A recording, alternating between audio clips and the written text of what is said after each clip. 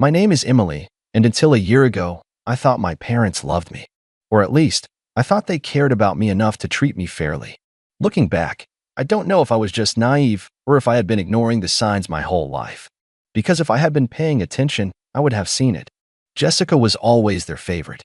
She was the golden child, the one who could do no wrong. The one whose happiness was more important than anyone else's. And I was the afterthought, the younger sister who was supposed to be understanding, to be okay with getting less, to be fine with being put second.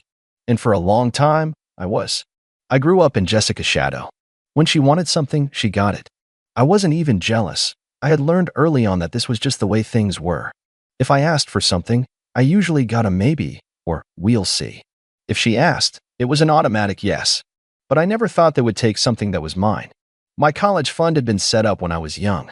I don't remember the details, just that my grandparents had left some money for my education, and my parents had always reassured me that when the time came, I wouldn't have to worry. It's not a fortune. My dad had told me when I was in high school, but it's enough to get you through. I had never questioned it. Never thought to check how much was actually there. Never worried about it at all. And then, one evening, everything changed. I remember that night so clearly. I was sitting at the dinner table, going over some last-minute paperwork for my college applications. My acceptance letters had already come in, and I was trying to decide which school to choose. It was an exciting kind of stress, the kind that felt like the beginning of something big. My parents were in the kitchen, talking in hushed voices. I wasn't paying attention at first, too focused on my laptop screen. But then I heard my sister's name. Jessica had gotten engaged a few months earlier, and the wedding planning had been in full swing. Every conversation in our house revolved around color schemes, catering, venues, and guest lists. It was exhausting.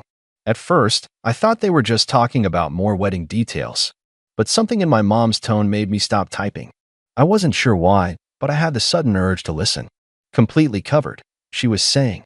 The venue alone was nearly $25,000. My dad sighed. It's a once-in-a-lifetime thing. I know, she said, and I want it to be perfect for her. She deserves the best. There was a pause. Then my dad's voice, quieter this time. You took care of the rest, right? My mom hesitated. It's done. What about Emily? My stomach twisted at the sound of my name. She'll be fine, my mom said, her voice light, almost dismissive. She can take out loans. I froze. For a second, I thought I had misheard. Loans? I turned in my seat, heart pounding as I stared at them. What are you talking about? They both looked up, surprised. I hadn't meant to say it so loudly, but the words had come out sharp, demanding. My mom gave me a small smile, like she was trying to reassure a child. Oh, sweetheart, don't worry about it. I pushed my chair back, standing up. Don't worry about what? My dad let out a heavy sigh. Emily, sit down. I didn't. Instead, I took a step closer, my mind racing. What did you mean when you said I could take out loans? My mom and dad exchanged a look, and I could tell they were deciding how much to tell me, how much they could get away with. I felt sick.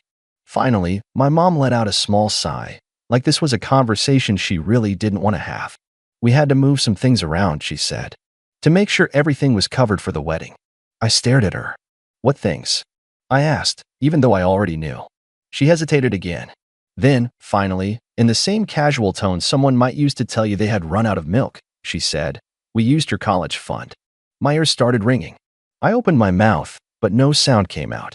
I looked at my dad, hoping, praying that he would say something, that he would tell me she was wrong. He didn't. Instead, he just sighed again, rubbing his temples like I was the one being difficult. Emily, don't overreact. Overreact. I let out a short, bitter laugh. You used my college fund for Jessica's wedding. And you think I'm overreacting? My mom frowned, looking genuinely confused. Well, yes. You can always take out loans, Emily. College isn't going anywhere. I gripped the edge of the table. That money was supposed to be for my education. And you'll still get an education, she said patiently, like I was a stubborn child. Plenty of people take out student loans. It's normal. I could feel my hands shaking. It was my money. It was family money, my dad corrected. And we had to make a choice. I shook my head, trying to process this. A choice? Between my future and a party? Emily, my mom sighed, exasperated now. It's not just a party. It's Jessica's wedding. It's one of the most important days of her life. We couldn't just give her a half-hearted celebration. I felt like I was going to throw up. All my life, I had known that Jessica was their favorite. But this was something else. This was them telling me, in no uncertain terms, that her one day mattered more than my entire future. I swallowed, trying to keep my voice steady. And you weren't even going to tell me? We were going to sit you down and explain, my dad said, like that made it better. We just hadn't gotten around to it yet. I clenched my jaw. Jessica chose that moment to walk into the kitchen, humming to herself. She stopped when she saw me, her eyes flicking between me and our parents. What's going on? I turned to look at her, and suddenly, the anger inside me had a direction. You knew, didn't you? I asked, my voice dangerously quiet. Jessica blinked. Knew what? That they were using my college fund to pay for your wedding. She hesitated, just for a second. Then she shrugged. Mom and Dad said it was fine. They said you'd be okay. My whole body went cold. She didn't even care. I had always thought of Jessica as selfish, but I never thought she would be this selfish. You didn't even think to ask me? I whispered. Didn't think to see if I was okay with it? She frowned. Emily, why are you making such a big deal out of this? I laughed. I actually laughed. Because it is a big deal, I snapped. That money was for my future. And you just, I gestured wildly, my voice rising, took it. Jessica rolled her eyes. Oh my God. Are you really going to throw a tantrum over this? I felt my heart shatter. I looked at my parents. And you're really okay with this? My mom gave me a small, condescending smile. Sweetheart, you'll understand when you're older. I stared at them, my chest rising and falling with uneven breaths. Then, without another word, I turned and walked out the door. I don't remember getting into my car. I don't remember turning the key in the ignition or backing out of the driveway. All I remember is the way my hands trembled on the steering wheel, the way my vision blurred as I tried to blink back the tears. I drove without thinking. My mind kept replaying the conversation over and over, each word slicing deeper. You'll understand when you're older. Why are you making such a big deal? It was family money. I pulled into an empty parking lot and just sat there. For the first time in my life, I felt truly alone. My parents had chosen Jessica. Again. But this time, they hadn't just favored her. They had taken from me. Taken something that was supposed to be mine, something I had counted on. And they hadn't even cared enough to tell me. I let my head fall against the steering wheel, my breath shaky. This wasn't just about the money. It was about what it meant. They didn't value me. They didn't care about my future. They didn't even see me as important enough to deserve a conversation before they made their decision. I don't know how long I sat there, but eventually, my phone buzzed. I wiped my face and looked at the screen. Jessica texted, "Are you seriously still mad? You're being dramatic." I stared at the message. Then slowly, I turned my phone off and set it down. I had a decision to make. I could go back home. I could cry. I could beg them to reconsider, though I knew it wouldn't change anything. Or I could accept the truth. I could stop expecting them to be different. I could stop waiting for them to see me the way I had always wanted them to. And I could walk away. It wasn't an easy decision. But in that moment, sitting alone in my car with the weight of betrayal pressing down on me, I made a choice. I was going to take care of myself. I didn't go back home that night. Instead, I went to a friend's house, someone who had always been there for me in ways my own family never had. She didn't ask too many questions, just let me crash on her couch and gave me a blanket. The next morning, I started looking for jobs. I wasn't going to college anymore, at least not right away. I had no money for it, and I sure as hell wasn't about to put myself in debt while my sister waltzed into a fairy tale wedding funded by what was supposed to be my future. So I worked. At first, it was just a basic job at a coffee shop. Early shifts, long hours, aching feet. But I wasn't just working for a paycheck. I was working with a purpose. Every spare moment, I was learning. I spent my nights researching, watching videos, taking notes. I stumbled into the world of online business, side hustles, passive income. And for the first time, I felt hopeful. I started a small business online. At first, it barely made anything, just a couple of dollars here and there. But I kept at it. While Jessica was off planning her wedding, I was building something real. By the time her wedding day arrived, I wasn't there. I wasn't invited. Not that I would have gone anyway. They never called to ask where I was, never sent a message to check in. It was like I had just stopped existing to them. And honestly, that was fine. Because while they were celebrating Jessica's big day, I was grinding. I was putting in the work. And by the end of that first year, I had done what I never thought possible. I had made $300,000. 1 year later, I was sitting in my apartment, my apartment, when my phone rang. It was a number I didn't recognize, but something told me to answer. I pressed the button and lifted it to my ear. Hello. There was a pause. Then Emily. I knew that voice. It was my mother. I leaned back in my chair, crossing my legs. Wow. Didn't expect to hear from you. There was an awkward chuckle. Well, sweetheart, it's been a while. How have you been? I smiled to myself. Oh, just making a living. Another pause. That's good, she said quickly. That's really good. I waited. I could feel it coming. Well, she continued, her voice suddenly much softer, we were actually hoping we could talk to you about something. I raised an eyebrow.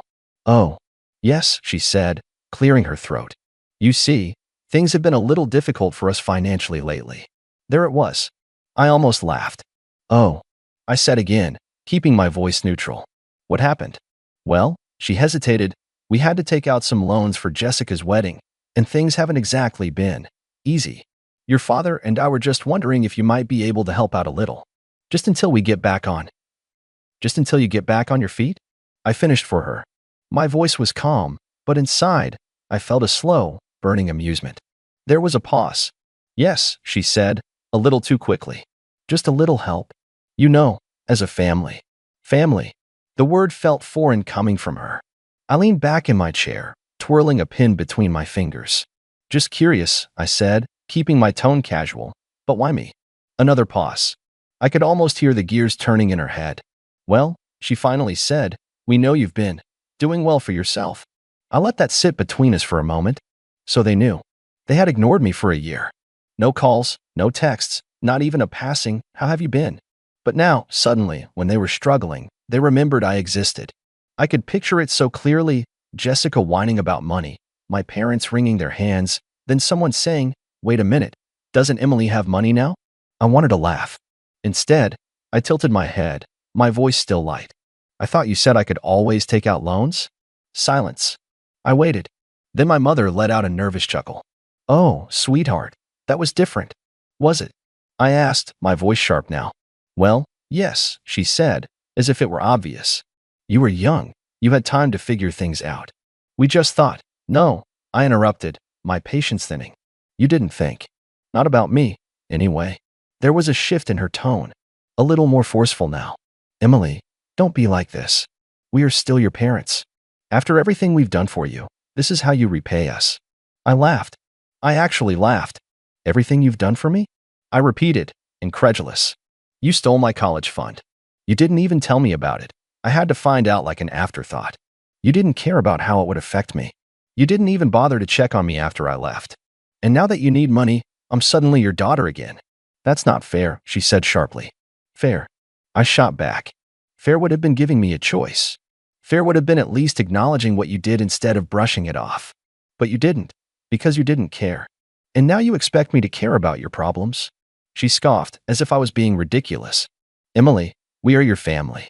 We took care of you for years, gave you a roof over your head. And now, when we need you, you're just going to turn your back on us. Ah, there it was. The guilt trip. Classic. I exhaled slowly. I don't owe you anything. The words came out quiet. Firm. Final. Excuse me, she said, her voice sharp with disbelief. I don't owe you anything, I repeated, my voice steady. You made your choice. You chose Jessica. You chose her wedding over my future. You told me to take out loans if I wanted to go to college. So, why don't you do the same? There was a sharp inhale on the other end of the line. Then a how dare you? Bingo. My mother's voice had lost all its fake sweetness. Now, she sounded like what she truly was, angry, entitled, desperate. After everything we've done for you, you're just going to let us struggle? I felt a smile tug at my lips. Yep. You ungrateful little, I hung up. And for the first time in a long, long time, I felt free. But I should have expected what happened next. A week after that phone call, I was enjoying a quiet Saturday morning in my apartment, sipping coffee and scrolling through my phone, when I heard a knock at the door. At first, I thought it was a package delivery or maybe a neighbor. But when I checked the peephole, my stomach twisted. Standing outside were my parents.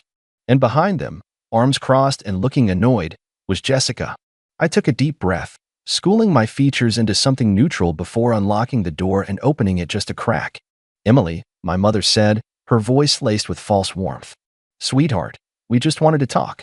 I raised an eyebrow. Really? Because last time we talked, you called me ungrateful and hung up on me. My father cleared his throat, shifting uncomfortably. We were upset, he muttered, avoiding my gaze. Jessica scoffed, arms still crossed. Yeah, well, you were being a total B. I shut the door in their faces. The knock came again. Harder this time. Emily, my mother snapped. Don't you dare. I opened the door again, leaning against the frame. If you're just here to insult me, you can turn right back around. My mother took a deep breath, forcing a tight-lipped smile. We're not here to fight. We just want to have a conversation. Face to face. Like a family. A family. Now they wanted to act like we were one. I folded my arms. Fine. Say what you need to say. They exchanged glances before my father spoke. Emily, we're struggling, he said, as if that wasn't already clear. Things have been tough, and, well, we could really use your help. I tilted my head. Huh, that's funny, because a year ago, when I was struggling, you told me I could just take out loans. Jessica groaned. Oh my God, are you still on about that? I smiled sweetly. You mean the part where my entire future was stolen from me so you could have a Pinterest wedding? Yeah, Jess. I am still on about that. Her face turned red. You're being ridiculous. You're rich now, aren't you? It's not like you even needed college. Why does it even matter anymore? I let out a low laugh. Wow, you really don't get it, do you? I shook my head, then turned to my parents. You know, I remember when I begged you not to touch my college fund. You shrugged and said I'd be fine. You told me I'd figure it out. My mother stiffened. Emily, that's not. I cut her off, mimicking her tone from that day. Loans exist for a reason. A little struggle builds character. You're young, you'll bounce back. Their faces dropped. I watched them squirm for a second before continuing, my voice dripping with mock concern. So why don't you take out loans? Why don't you build some character? Struggle a little. You're not too old to bounce back, right? Jessica's face twisted in rage. That's not fair. I smirked. Oh, so now you care about fairness? My father sighed heavily. Emily, we are your family. Families help each other. I let that sink in for a moment. Then, very calmly, I said, you weren't my family when you stole my future. You weren't my family when you didn't invite me to the wedding. You weren't my family when you ignored me for a year. You only remembered I was family when you needed money. Silence. Jessica clenched her fists. God, you're such a selfish brat. I shrugged. Maybe, but at least I can afford to be. That was it. That was the final straw. My mother's face twisted in rage, and my father muttered something under his breath, but I didn't care. I stepped back inside and, without another word, I shut the door in their faces. And this time, I didn't open it again. Another year passed. I didn't hear from them again. Not directly, at least. I'd get the occasional passive-aggressive text from distant relatives. Things like, family is forever, Emily, or you'll regret turning your back on the people who raised you.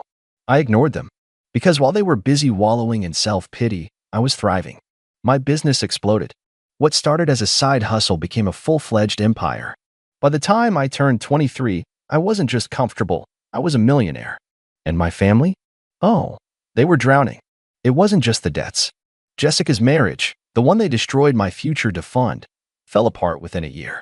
Turns out, the perfect wedding doesn't guarantee a perfect marriage. She moved back home, broke, bitter, and angry at the world. My parents were worse off than ever. My dad's job cut his hours. My mom's little side business never took off. And with the economy the way it was, they were struggling to keep the house. And still, I heard nothing from them. Until one day, I got a text. Mom texted, Emily, please call me. It's important. I stared at the message for a long moment.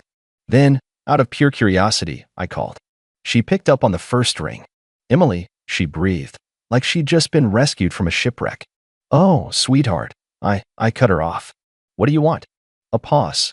Then, the sob story started. How they were behind on the mortgage. How the bills were piling up. How the stress was tearing the family apart. And then, the real reason she called. Emily, she said, her voice trembling, we need your help. I smiled. Oh, what kind of help? She hesitated, like she was debating whether to say it outright or dance around it. Finally, she swallowed her pride. Financial help, she admitted. Just something to get us back on our feet. I almost laughed. The sheer audacity. I leaned back in my chair, twirling a pin between my fingers. So, let me get this straight, I said slowly. You stole my future. You forced me to struggle. You told me to just take out loans. And now, you want a handout. It's not like that, she said quickly. Emily, we're family. Oh, you mean like how I was family when you stole my college fund? Or when you didn't invite me to the wedding? Or when you ignored me for a year? Silence. I let it stretch for a moment before sighing dramatically. Well, Mom, I said, loans exist for a reason. Her breath hitched. A little struggle builds character, I continued. You're not too old to bounce back, right? She started crying. I let her. When she finally stammered out, I don't know what we're going to do. I just smiled and said, you'll figure it out. And then, I hung up. I haven't spoken to them since. As I sat there, staring at my phone screen, I couldn't help but wonder, was I being cruel? Let me know in the comments.